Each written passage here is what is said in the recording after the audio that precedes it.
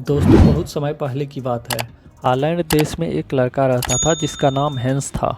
उसकी उम्र उस समय 8 साल की थी।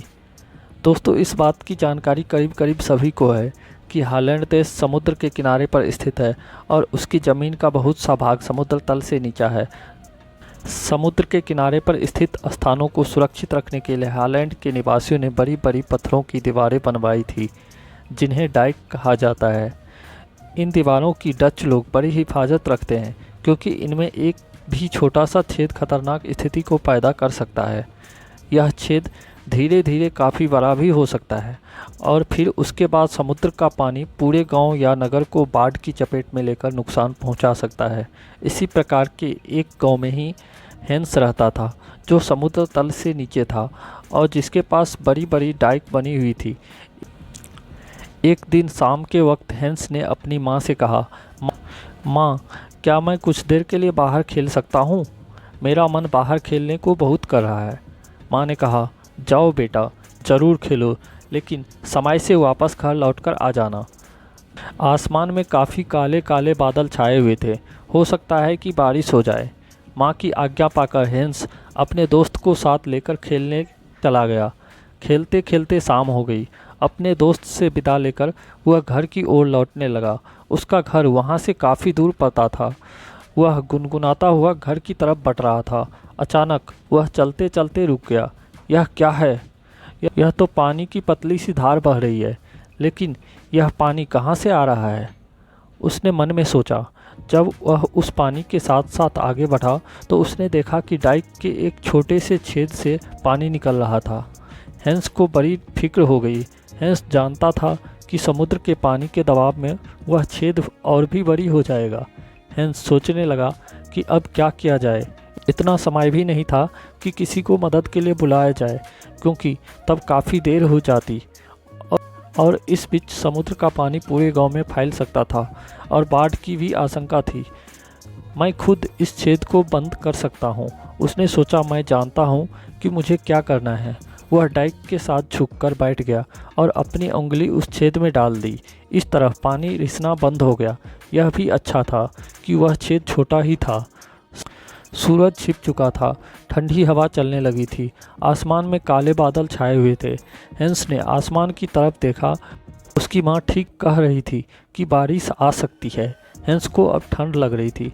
वह सोच रहा था कि काश कोई सहायता के लिए इधर आ जाए, लेकिन ऐसा नहीं हुआ। डाइक के साथ वाली सड़क एकदम सुनसान पड़ी हुई थी।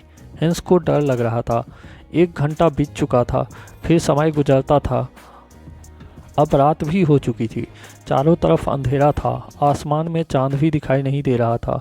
चारों तरफ आंधी तूफान, लहरों का शोर और कड़ाके की ठंड पड़ रही थी। हैंस ठंड के मारे ठिठुर रहा था, फिर भी वह वहाँ से हिला तक नहीं। उसने अपनी उंगली डाइक के छेद से बाहर नहीं निकाली।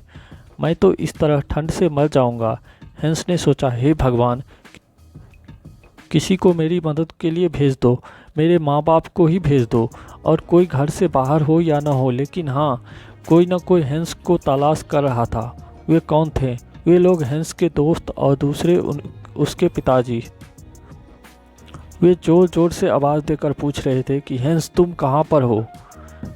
तब तक हैंस ठंड और भूख की वजह से बेहोश हो चुका था। उसे उनकी आवाज़ भी सुनाई नहीं पड़ रही थी।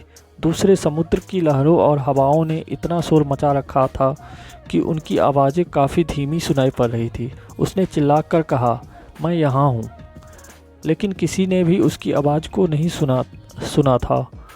वे लोग अब उसे बड़ी बड़ी लालटेन लेकर डाइक के किनारे ढूंढ रहे थे। उनमें से किसी को डाइक के किनारे कोई चीज़ नजर आई। उसने अपनी लालटेन को जरा पास लाकर देखा तो वह हैंस ही था। वह बिल्कुल जम चुका था, लेकिन उसने डाइक के छेद से अपनी उंगली को बाहर न निकाला था। प्रसन्नतापूर्वक चिल्लाते हुए उसने हैंस को उठाया। जब उन्हें वह छेद दिखाई दिया जिसमें हैंस ने अपनी उंगली डाल रखी थी, तो उनके आश्चर्य का ठिकाना नहीं रहा। फौरन ही कुछ लोग उसे ठीक करने में लग गए। दूसरे लोगों ने हैंस को कंबल में लिपटा लिया और घर उठाकर ले गए।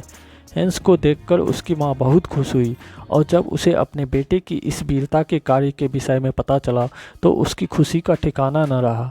आज भी हैंस को हालैंड के लोग अपनी कहानियों में जिंदा रखते हैं और उसकी वीरता की कहानी सुनाते हैं।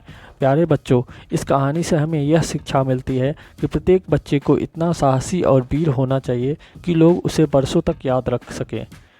दोस्तों, यह कहानी आपको कैसी लगी कमेंट करके ज़रूर बताइएगा। धन्यवाद। वाह वाह, ताली ताली।